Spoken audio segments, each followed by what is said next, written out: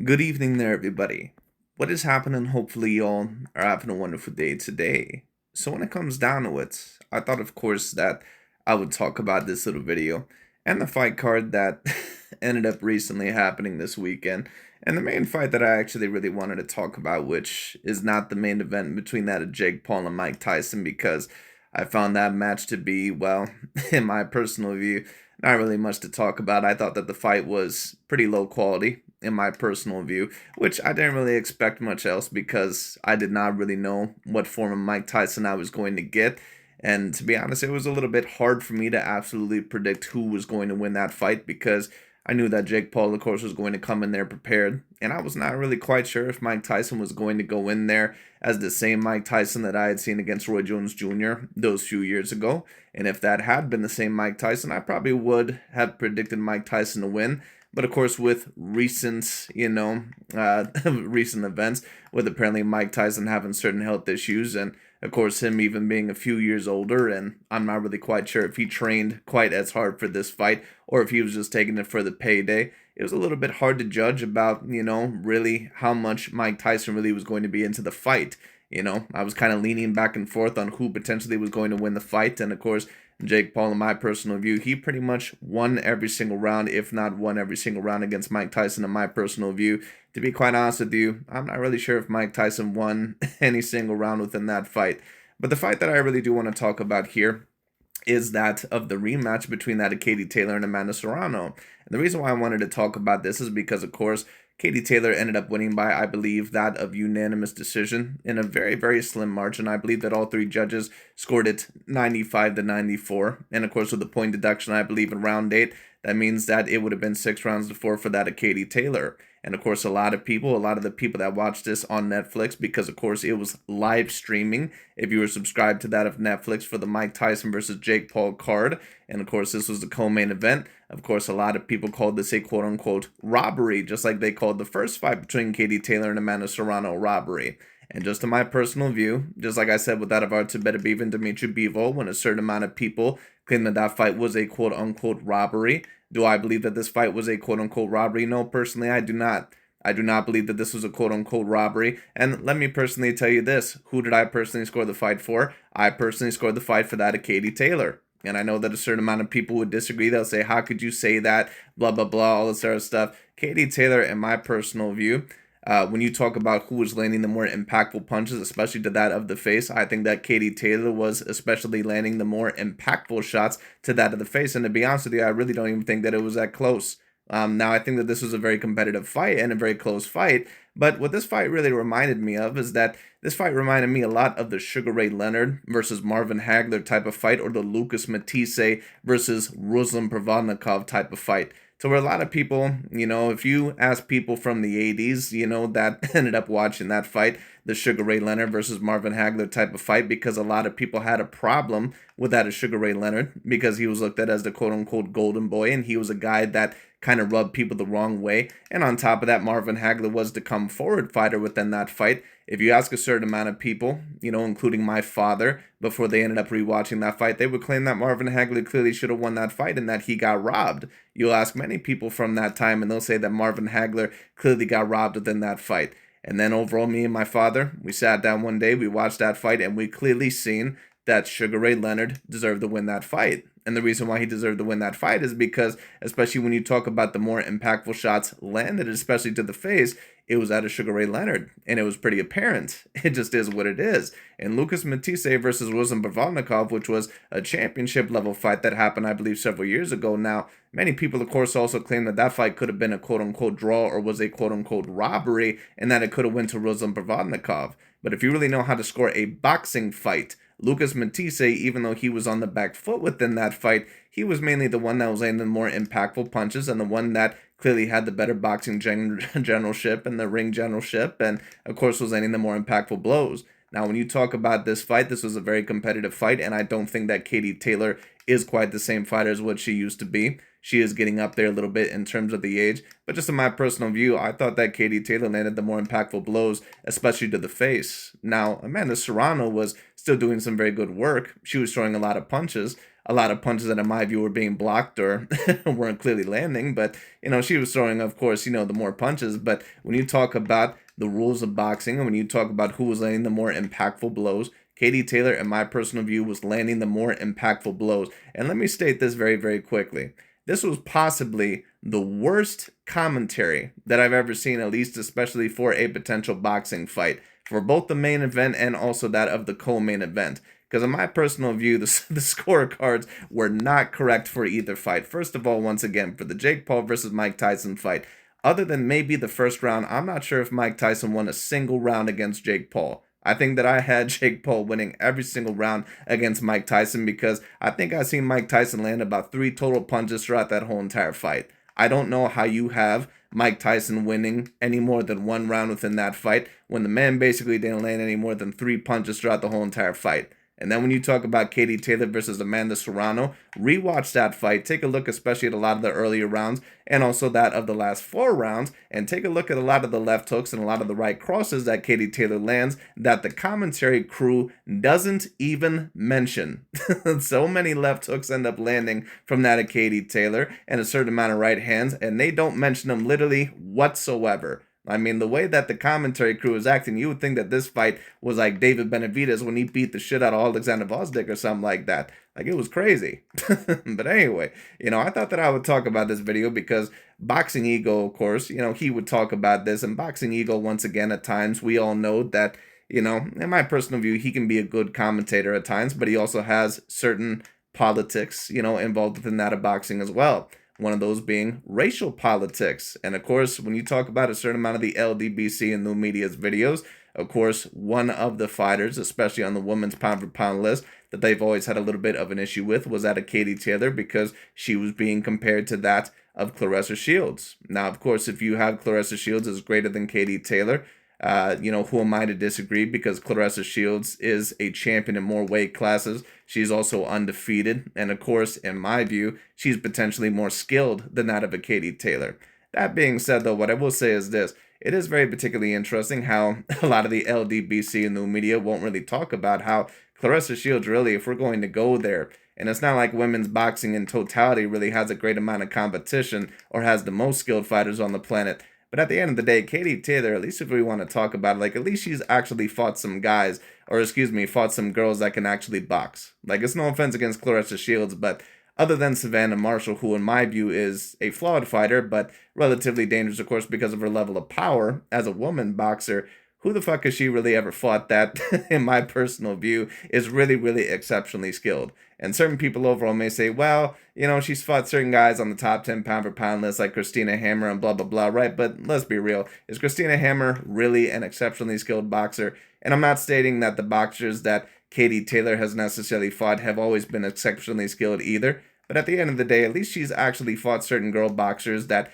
actually have some relative good boxing skill, like that of Amanda Serrano and that overall of a Jessica McCaskill. No offense against Claressa Shields, but in my personal view, I don't know if she's ever really fought a boxer in the ring that has ever been as skilled as those two fighters. Just in my personal view. So Claressa Shields, even though in my view, of course, you can debate that she is the greatest women's fighter of all time, at least for boxing. In my personal view, Katie Taylor is right there with her. I do think that Claressa Shields has the advantage in terms of the skill set advantage, debatably, and I also think, of course, in terms of accomplishments, she has the debate there.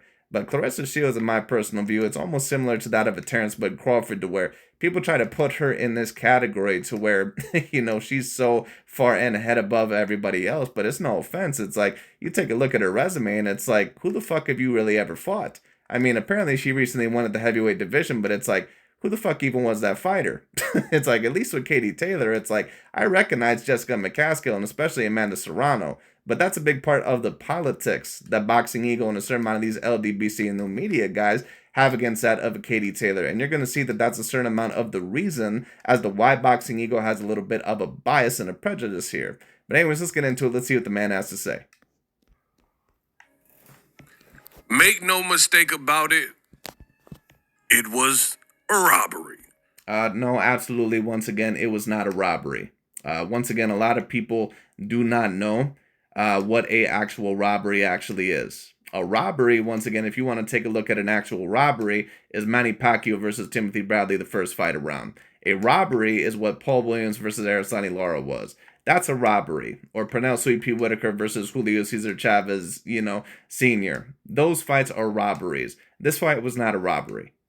That's two. Once again, a lot of people, even people who have been watching boxing for years, they have no idea whatsoever how to score a boxing fight. How you score a boxing fight is that you have to combine all the elements together. You can't just take a look at one or two elements. Just like a certain amount of people, they took a look at the Artur Beterbiev versus Dimitri Bivol fight, and they said, oh, well, Dimitri Bivol was the more accurate puncher throughout the fight. And absolutely, he was the more accurate puncher throughout the fight. But you also have to land more consistently, and your game plan has to look like it's working more. Now, of course, certain people in this fight would say, well, overall, you thought that Katie Taylor was the more accurate fighter in this fight, but Amanda Serrano threw more punches. And yes, she did throw more punches, but at the end of the day, when you take a look at it, a lot of those punches were being deflected. Katie Taylor, in my view, for example, landed more effective strikes in this fight than what Bivol did against Artur Beterbiev, in my personal view, because Beterbiev had Dimitri Bivol completely on the retreat and throwing a lot less punches in the second half of that fight, not to mention that he had hurt Dimitri Bivol a few times in the second half of that fight. Two robberies. Not one, but two robberies. Neither fight was a robbery. Amanda Serrano, Katie Taylor. I think Amanda Serrano was jobbed yet again. In this video, I'm going to break down why I feel the way I feel and talk about this injustice, Amanda Serrano versus Katie Taylor, which appeared on the Jake Paul, Mike Tyson card. Now, the first thing you got to ask yourself is, and let me say this about Mr. Boxing Ego very quickly. And I don't think that Boxing Ego necessarily is a quote-unquote bad commentator. I think that he brings a lot of good points to the table. I think that there's a certain amount of logic in his commentary, but there's also a certain amount of bias, especially racial bias and PBC bias, and that's why he is so far up Gervonta Tank Davis's ass, and why he eventually had turned against that of a Devin Haney or a Shakur Stevenson or even other black fighters overall that was going to go against his boy toy, Mr. Gervonta Tank Davis, because he apparently is very much with the Protect Gervonta Tank Davis and put him in protective custody program. how come the same two ladies are fighting in a sanctioned fight and both of them are marred with controversy? Just think, right? Usually, the whole purpose of a rematch to a controversial fight is to get a decided winner and a conclusive outcome. Think Andre Ward versus Sergey Kovalev. Right, but at the end of the day, not every single fight ends up happening like that, Mr. Boxing Ego. Sometimes we have certain fights like Canelo Alvarez versus Gennady Golovkin. Sometimes we end up having fights like Sugar Ray Leonard versus Tommy Hearns. Sometimes we end up having fights overall like that, of a Manny Pacquiao versus Juan Manuel Marquez. Not every single fight overall has to end up being a clear decided victor in that of the rematch, like when Andre SOG Ward ended up fighting that of a Sergey the Crusher Kovalev. My opinion, I think Andre Ward won both of the fights. However, the first fight, I thought that Sergey the Crusher Kovalev won, but that's another example, once again, of people claiming a fight that was a quote-unquote robbery overall because of racial prejudice, and on top of that, because they wanted Sergey the Crusher Kovalev to win. When a lot of the times, once again, people don't know how to score a boxing fight. Now, Sergey the Crusher Kovalev, in my personal view, won that fight, and I even rewatched it recently, but I thought Sergey Kovalev won only very marginally. I thought that he only won by 1 point, as Stephen A. Smith said. So I can't necessarily call that fight a robbery because, of course, if I only have Sergey Kovalev up by 1 point, if a judge sees it a little bit differently and scores it 1 round, then that means that Andre Ward, of course, could have won that fight only by a little bit as well if he ended up winning 7 rounds in that fight. So I can't call any fight like that is a quote-unquote robbery. I can't call a fight like that. Now, if a fight is so abundantly clear, once again, to where there's no way that the fight should have been scored like that. Now, like, for example, when Floyd Mayweather Jr. fought Canelo Alvarez, and he so clearly was outlanding him and pretty much outdoing him in every single way in that fight, and one of the judges scored it to draw, that's what we can claim as a quote-unquote horrible scorecard. But there's a reason why all three judges scored this, I believe, 95 to 94 for Katie Taylor, by the way, which is the exact same scorecard that I had. Was closely contested, and Kovalev had one knockdown. So it was just a good, tough, and nimble, close fight. You had the rematch. Andre Ward showed who he is and showed complete separation, stopping And once again, let's also refrain from comparing the women's overall sanctioning bodies or the women's professional fighting to that overall of the men's, because it's no offense. And even though Katie Taylor and Amanda Serrano, even though they are great fighters, especially for female boxers, you can clearly tell that the female boxing, ability, at least as of right now, that they're clearly nowhere near on the same level of the men. So that's why when Claressa Shields and a certain amount of these people, they keep trying to compare her to a certain amount of the male fighters, or Katie Taylor to Andre SOG Ward, they're not comparable to the male fighters, because when you talk about the male fighters league, it's much more competitive. And you can tell in terms of the skill set that there's many other men out there overall that are on a higher level than that of Katie Taylor and Amanda Serrano. It just is what it is. Sergey Kovalev in the rematch. So I thought that's what I was going to get here, but I was wrong. What I seen is Katie Taylor, who look out!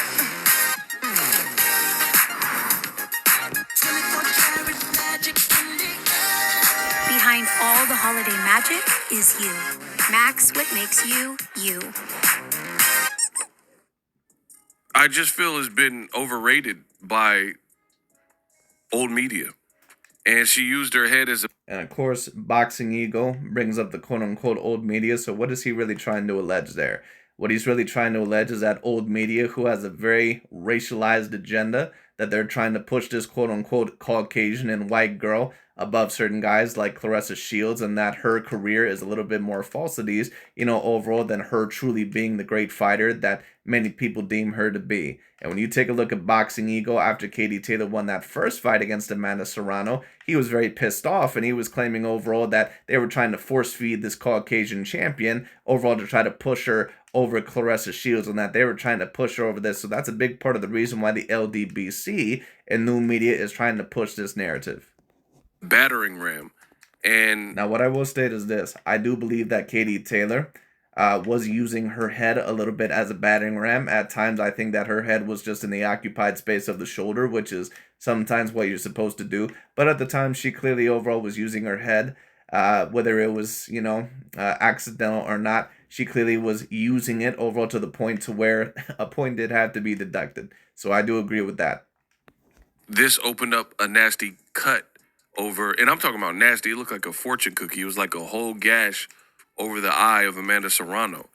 Now, in my opinion, despite more than 4 rounds have went on, so you couldn't just go to the scorecards. To me, the headbutt, the accidental headbutt or whatever, intentional, looked like the gash was so severe where it almost put me in the mind of Tim Tszyu versus Fondora, where I thought the fight should have been canceled given that injury, right? And then y'all ladies, come back. But for whatever reason, just like the Tim Tszyu Fondora fight or Badu Jack versus Marcus Brown, where Badu Jack had a slit in the forehead area and he was bleeding profusely down his face, these fights... The Badu Jack Marcus Brown fight is one of the worst is one of the worst cuts overall that I've personally ever seen. For those of you that remember the Tim Tszyu versus Sebastian Fondora fight, which of course happened earlier this year, overall, that was a pretty bad cut, and of course the Serrano one was a pretty bad cut as well. For those of you that are newer to boxing and recently seen the Jake Paul versus Mike Tyson fight on Netflix because it was streaming there, go ahead and take a look at Marcus Brown versus Badu Jack. Take a look at that cut. That is debatably the worst cut that I've ever seen personally in a boxing fight. Were allowed to continue. So I don't know how they're getting down. I mean, basically the man's skull almost looked wide open in the Texas Commission, but I thought that was a bit weird.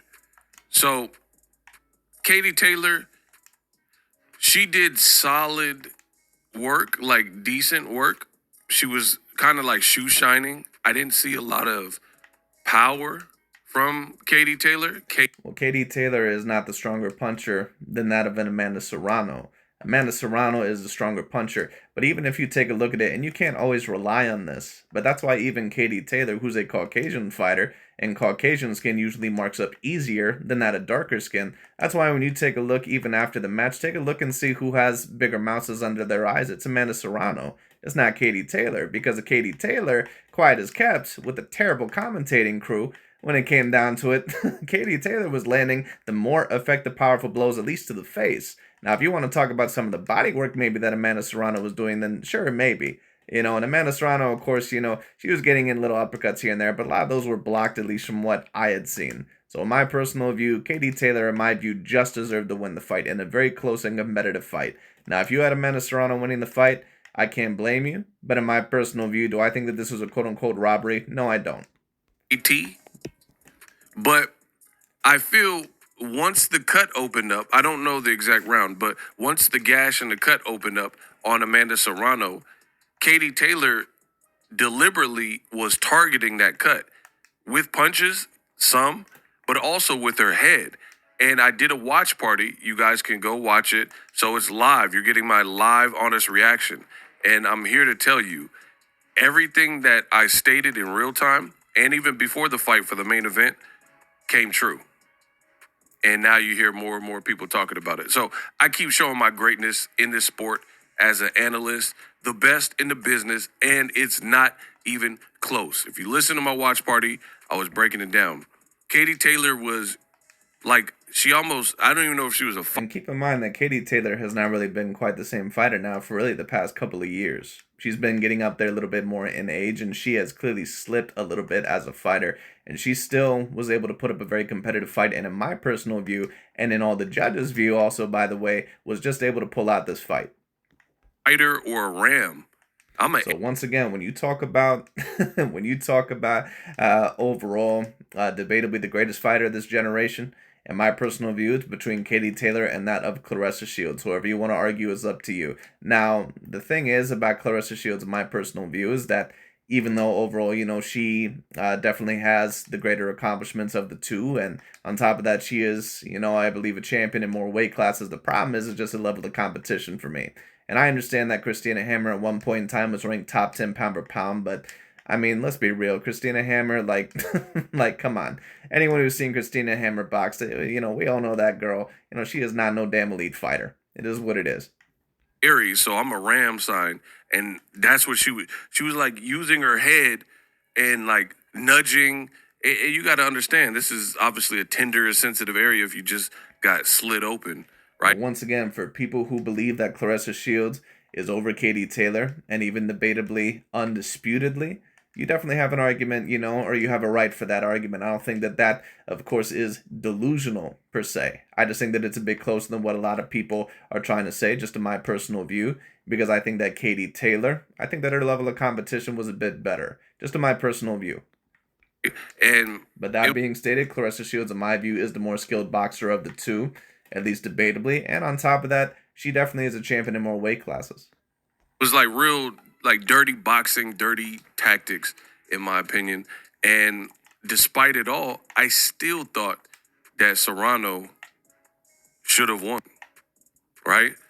I think part of the problem, and this is, just giving my full breakdown, I think Serrano was frustrated by the gash. And then there was a moment where the gash was already open and it was already like an issue.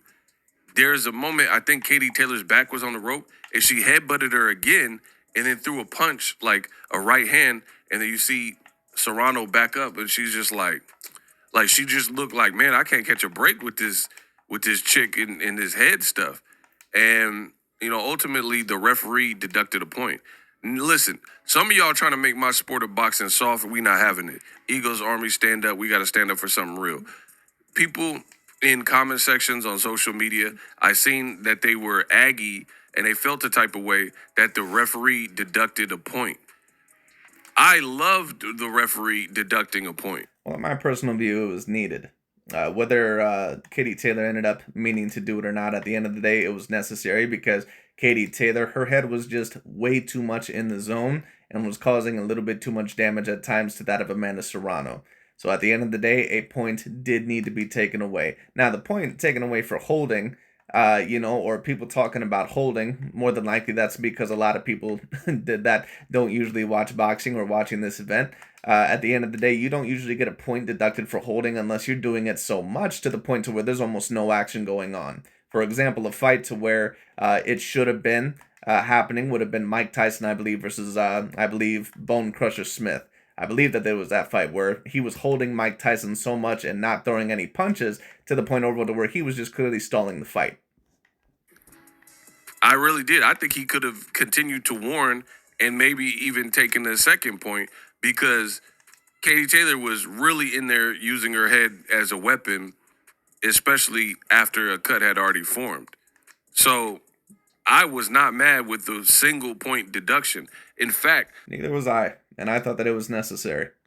The referee actually warned Katie Taylor about holding. So she had been warned about holding and then headbutting, and then a point was deducted. So I thought that was brilliant. And, you got the UK and Eddie Hearn, and I seen some Irish fans, and they were upset with it. But I loved it.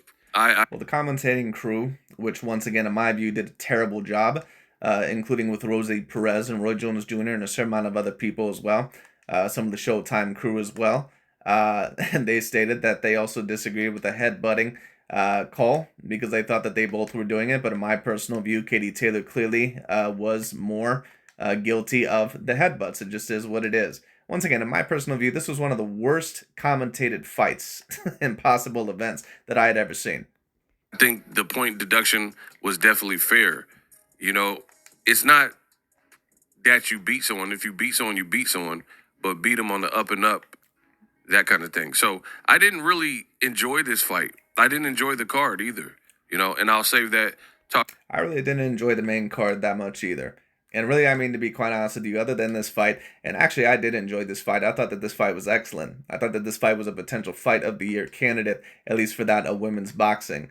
But when you talk about it, I mean, even compared to that of the men's, and I don't usually like to compare or intertwine that, but if we're just comparing it on a quote-unquote fight of the year basis for action-packed fight, for an action-packed fight, you could debate that this was a quote-unquote fight of the year. I'm not really sure what fight of the year for boxing would be necessarily this year.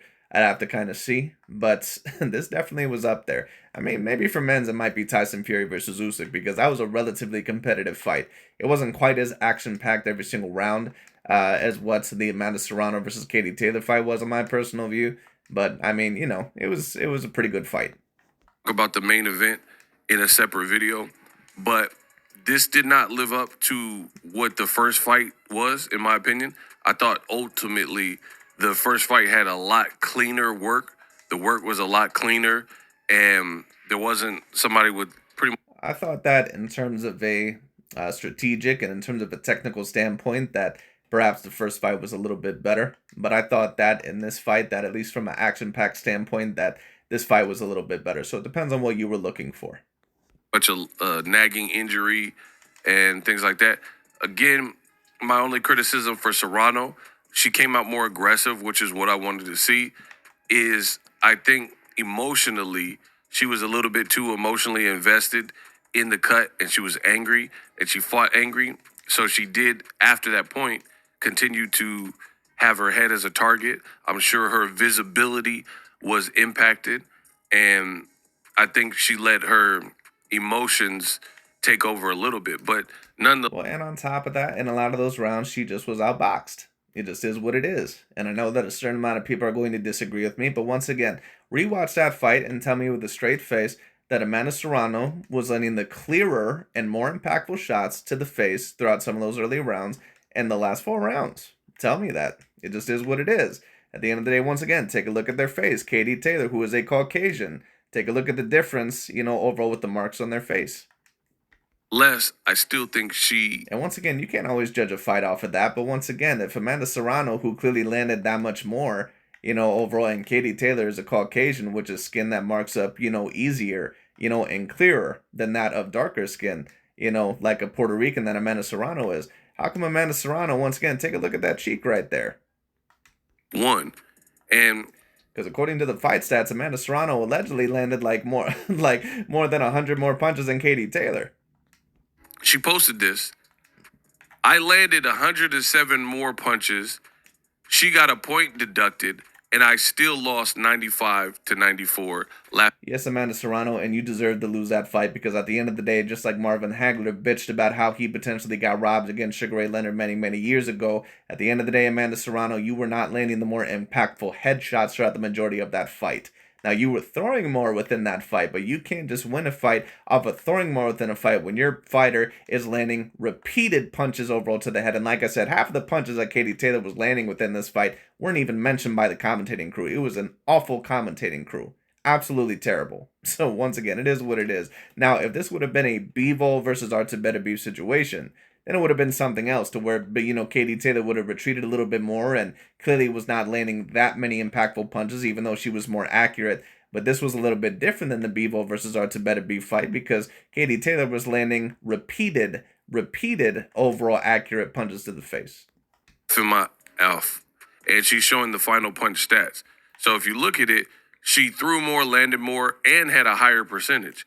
And trust me, I've been in this boxing game for a minute. You're not finna play me. Yes, and you still don't know how to score a boxing fight, sir. Sorry. That's why you had Tyron Woodley beating Jake Paul in the first fight.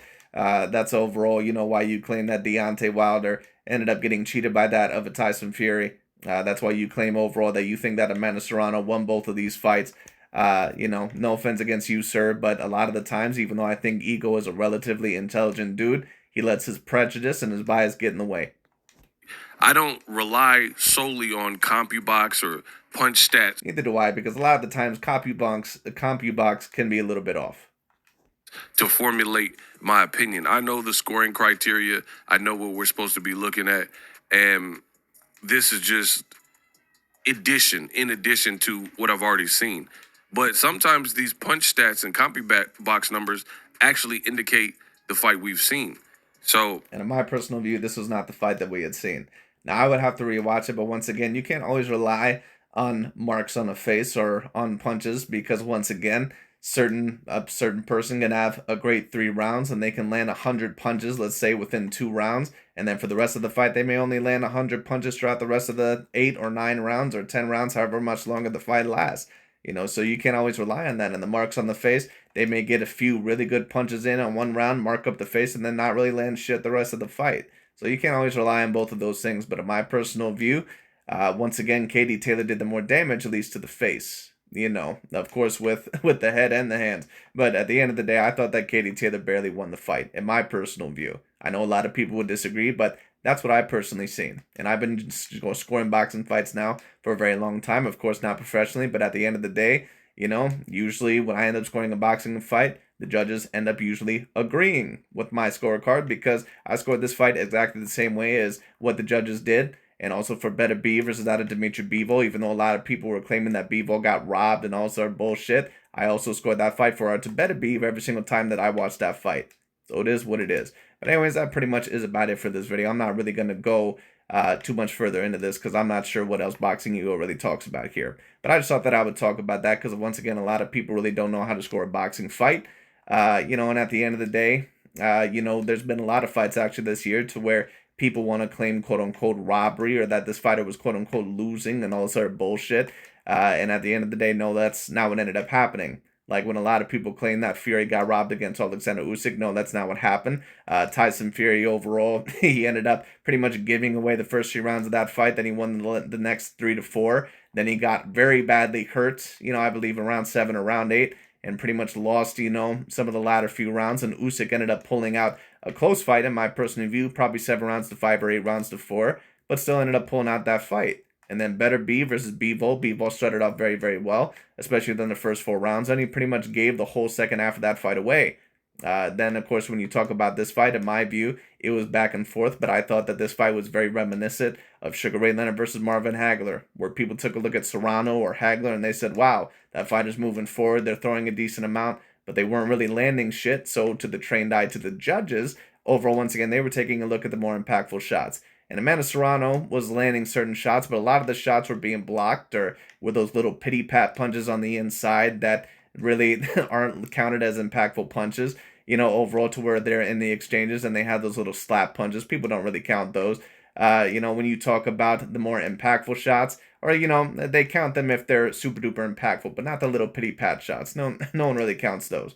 When you talk about the more impactful shots, in my view, at least to the face, it went to Katie Taylor. So it is what it is. In my personal view, I thought Katie just had won the fight. I know a certain amount of people would disagree, but that's what I'd seen. And the judges agreed. But it is what it is. But that pretty much is about it for today.